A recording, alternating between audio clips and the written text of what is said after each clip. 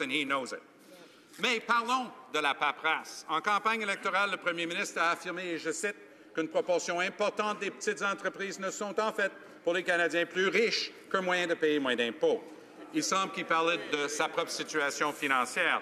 Il aurait utilisé 4 compagnies pour payer moins d'impôts.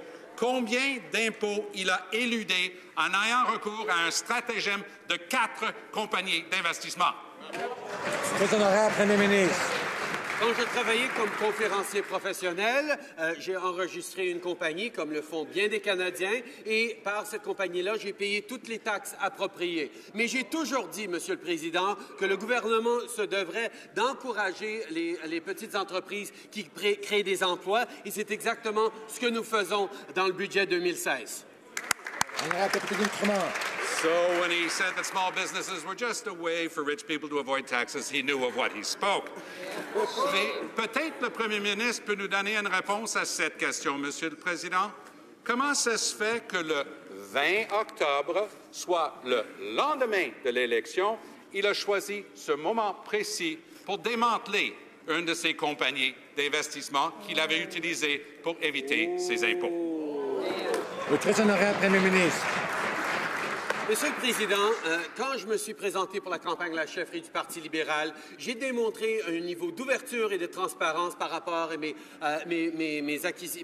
propriétés, mes tenues financières depuis le début. J'ai toujours démontré cette ouverture, cette transparence, et je continuerai de le faire. Le niveau de transparence et d'ouverture que les gens s'attendent du gouvernement, surtout après un gouvernement qui a tellement bafoué l'éthique et la transparence pendant des années, c'est celui que nous présentons. C'est ce que les Canadiens s'attendent de nous. Mr. Tilson. Bateau au Panama avec ça? When the Prime Minister revealed details about his financial arrangements, it turns out he left a few things out of the picture. You see, the Prime Minister failed to disclose all of the companies that he used to shelter his investments. Why didn't the Prime Minister tell Canadians about all of these companies he was using to shelter his investments and avoid paying his full share of taxes? Right Honourable Prime Minister.